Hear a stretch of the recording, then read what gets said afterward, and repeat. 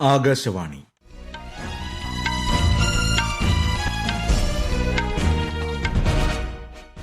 നമസ്കാരം. വാർത്തകൾ വായിക്കുന്നത് കരോൾ ത്രേസ്യാമ്മ അബ്രഹാം.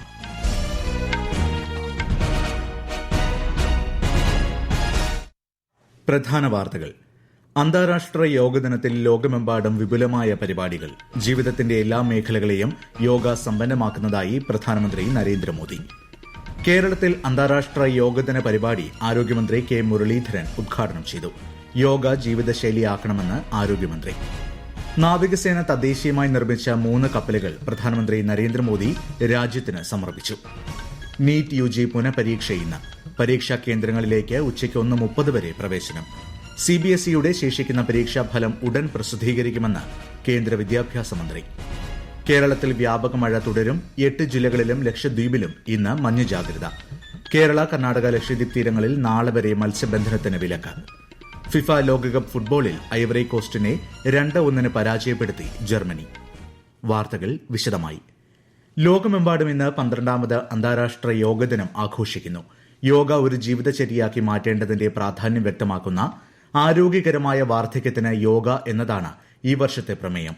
കൊൽക്കത്തയിലെ ചരിത്ര പ്രസിദ്ധമായ റെഡ് റോഡിൽ നടന്ന പ്രധാന ചടങ്ങിൽ പ്രധാനമന്ത്രി നരേന്ദ്രമോദി യോഗാഭ്യാസ പ്രകടനങ്ങൾക്ക് നേതൃത്വം നൽകി. ശാരീരിക ക്ഷേമം മുതൽ ആന്തരിക സമാധാനം വരെ ജീവിതത്തിന്റെ എല്ലാ മേഖലകളെയും യോഗ സമ്പന്നമാക്കുന്നുവെന്ന് പ്രധാനമന്ത്രി പറഞ്ഞു. 20കളിലേക്കാൾ അനായാസം ചലിക്കാൻ 40കളിൽ കഴിയണം എന്നതായിരിക്കണം നമ്മുടെ ലക്ഷ്യമെന്നും അദ്ദേഹം ആഹ്വാനം ചെയ്തു.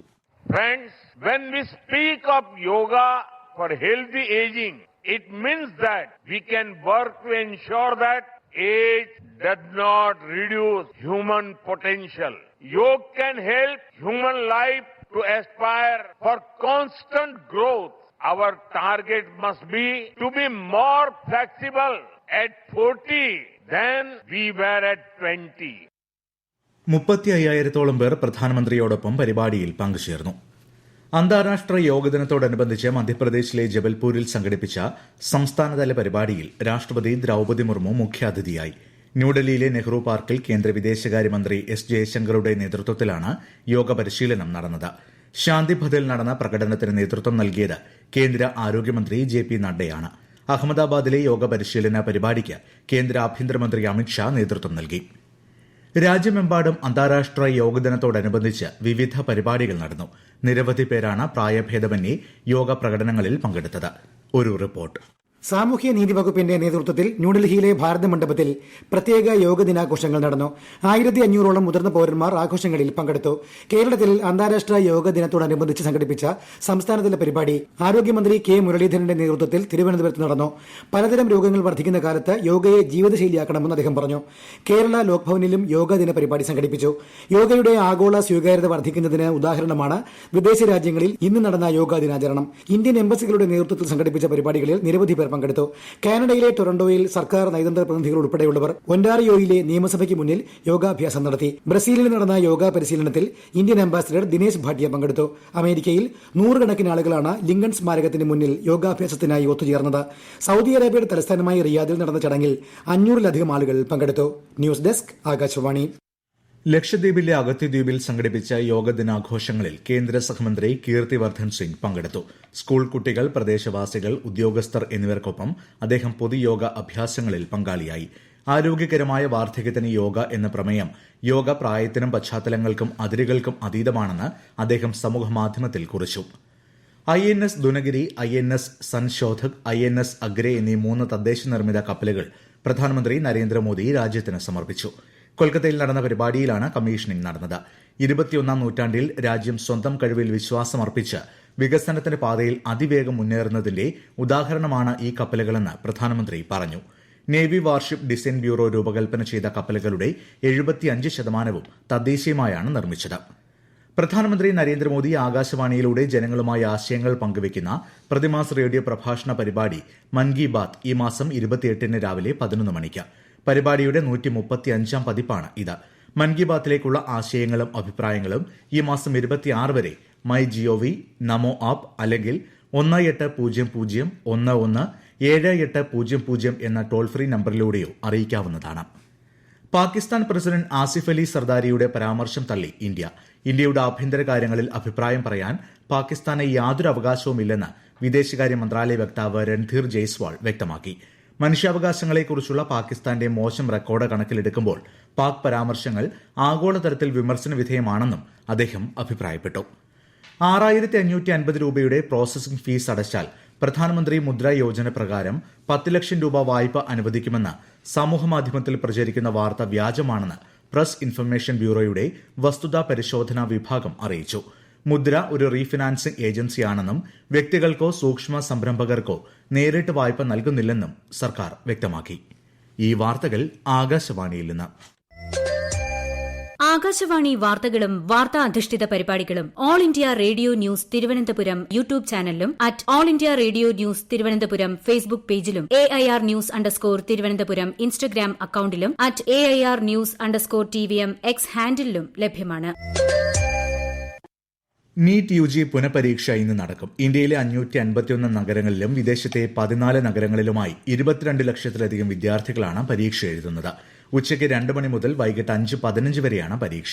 രാവിലെ 11 മുതൽ ഉച്ചയ്ക്ക് 1:30 വരെയാണ് പരീക്ഷാ കേന്ദ്രങ്ങളിലേക്ക് പ്രവേശനം. നീറ്റ് പുനഃപരീക്ഷ സുഗമവും സുതാര്യവുമായി നടത്തുന്നതിനുള്ള എല്ലാ ഒരുക്കങ്ങളും പൂർത്തിയായതായി കേന്ദ്ര വിദ്യാഭ്യാസ മന്ത്രി ധർമ്മേന്ദ്ര പ്രധാൻ. ന്യൂഡൽഹിയിൽ മാധ്യമപ്രവർത്തകരോട് സംസാരിക്കുകയായിരുന്നു അദ്ദേഹം. ഭയമില്ലാതെ ഏറ്റവും മികച്ച രീതിയിൽ പരീക്ഷ എഴുതാൻ സാധിക്കട്ടെയെന്ന് അദ്ദേഹം വിദ്യാർത്ഥികൾക്ക് ആശംസകൾ നേർന്നു. नीट आज पुनः परीक्षा होने जा रहा है. मेरा पूरा भरोसा है NTA के ऊपर, भारत की सभी राज्य सरकारों के ऊपर, जिला प्रशासन के ऊपर, भारत की शिक्षा जगत के ऊपर, विशेष करके भारत की विद्यार्थियों के ऊपर. आज लगभग 22 लाख विद्यार्थी नीट में बैठने वाले हैं. निर्भय होकर बैठे, चिंता मुक्त होकर बैठे. आप निश्चित रूप में अच्छा करोगे. विद्यार्थियों को मेरा ये अनेक अनेक शुभेच्छा है. CBSEയുടെ ശേഷിക്കുന്ന പരീക്ഷാഫലം ഉടൻ പ്രഖ്യാപിക്കുമെന്നും ശ്രീ പ്രധാൻ പറഞ്ഞു. ഫിഫ ലോകകപ്പ് ഫുട്ബോളിൽ ഐവറി കോസ്റ്റിനെ 2-1 പരാജയപ്പെടുത്തി ജർമ്മനി. കളിച്ച 2 കളികളിലും തകർപ്പൻ വിജയവുമായി ഗ്രൂപ്പ് ഇയിൽ നിലവിൽ ഒന്നാമതാണ് ജർമ്മനി. ഇക്വഡോർ കുറസോവ മത്സരം ഗോൾരഹിത സമനിലയിൽ അവസാനിച്ചു. ഇന്ന് രാത്രി 9:30 നടക്കുന്ന മത്സരത്തിൽ സ്പെയിൻ സൌദി അറേബ്യയെ നേരിടും. ശ്രീലങ്കയ്ക്കെതിരായ ത്രിരാഷ്ട്ര A സീരീസ് പുരുഷ ക്രിക്കറ്റ് ഫൈനലിൽ ഇന്ത്യ 40 ഓവറിൽ 4 വിക്കറ്റ് നഷ്ടത്തിൽ 285 റൺ എന്ന നിലയിൽ. നേരത്തെ ടോസ് നേടിയ ശ്രീലങ്ക ഫീൽഡിംഗ് തെരഞ്ഞെടുക്കുകയായിരുന്നു. ശ്രീലങ്കയിലെ ദാമ്പുള്ളയിലാണ് മത്സരം. തമിഴ്നാട് മാഹി, കാരക്കൽ, കർണാടകയുടെ തീരപ്രദേശങ്ങൾ, പുതുച്ചേരി എന്നിവിടങ്ങളിൽ മറ്റന്നാൾ വരെ അതിശക്തമായ മഴ ലഭിക്കുമെന്ന് കേന്ദ്ര കാലാവസ്ഥാ വകുപ്പ്. സിക്കിം, പശ്ചിമബംഗാളിലെ ഉത്തര മേഖലകൾ എന്നിവിടങ്ങളിൽ ചുവപ്പ് ജാഗ്രതയാണ്. അതേസമയം കേരളത്തിൽ വ്യാപക മഴ തുടരും. 8 ജില്ലകളിലും ലക്ഷദ്വീപിലും ഇന്ന് മഞ്ഞ ജാഗ്രതയാണ്. മോശം കാലാവസ്ഥയെ തുടർന്ന് കേരള, കർണാടക, ലക്ഷദ്വീപ് തീരങ്ങളിൽ നാളെ വരെ മത്സ്യബന്ധനത്തിന് വിലക്ക് ഏർപ്പെടുത്തി.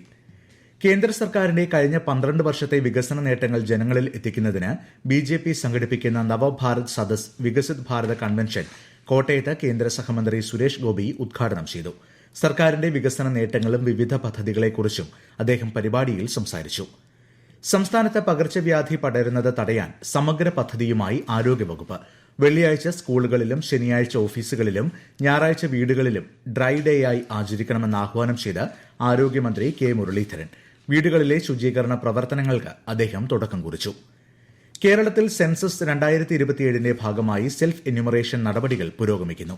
ഈ മാസം അവസാനം വരെ നീളുന്ന സെൽഫ് എന്യൂമറേഷന് st.census.gov.in എന്ന പോർട്ടലിലൂടെ പൊതുജനങ്ങൾക്ക് വിവരങ്ങൾ സമർപ്പിക്കാം. ഇറാൻ പ്രതിസന്ധി രൂക്ഷമാകുന്നതിനിടെ US vice president JD Vance സ്വിറ്റ്സർലൻഡിലെത്തി. ഇറാനുമായുള്ള ചർച്ചകളുടെ ഘടന അമേരിക്ക തയ്യാറാക്കുമെന്നും ആണവ കാര്യങ്ങളിൽ പുരോഗതി കൈവരിക്കാൻ സാധ്യതയുണ്ടെന്നും അദ്ദേഹം അറിയിച്ചിരുന്നു. പ്രധാന വാർത്തകൾ വീണ്ടും. അന്താരാഷ്ട്ര യോഗ ദിനത്തിൽ ലോകമെമ്പാടും വിപുലമായ പരിപാടികൾ. ജീവിതത്തിന്റെ എല്ലാ മേഖലകളെയും യോഗ സമ്പന്നമാക്കുന്നതായി പ്രധാനമന്ത്രി നരേന്ദ്രമോദി. കേരളത്തിൽ അന്താരാഷ്ട്ര യോഗദിന പരിപാടി ആരോഗ്യമന്ത്രി K മുരളീധരൻ ഉദ്ഘാടനം ചെയ്തു. യോഗ ജീവിതശൈലിയാക്കണമെന്ന് ആരോഗ്യമന്ത്രി. നാവികസേന തദ്ദേശീയമായി നിർമ്മിച്ച 3 കപ്പലുകൾ പ്രധാനമന്ത്രി നരേന്ദ്രമോദി രാജ്യത്തിന് സമർപ്പിച്ചു.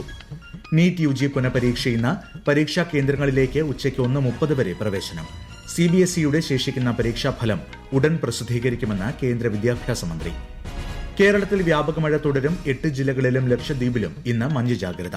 കേരള, കർണാടക, ലക്ഷദ്വീപ് തീരങ്ങളിൽ നാളെ വരെ മത്സ്യബന്ധനത്തിന് വിലക്ക്. ഫിഫ ലോകകപ്പ് ഫുട്ബോളിൽ ഐവറി കോസ്റ്റിനെ 2-1 പരാജയപ്പെടുത്തി ജർമ്മനി. വാർത്തകൾ കഴിഞ്ഞു. അടുത്ത വാർത്താ പ്രക്ഷേപണം വൈകുന്നേരം 6:30.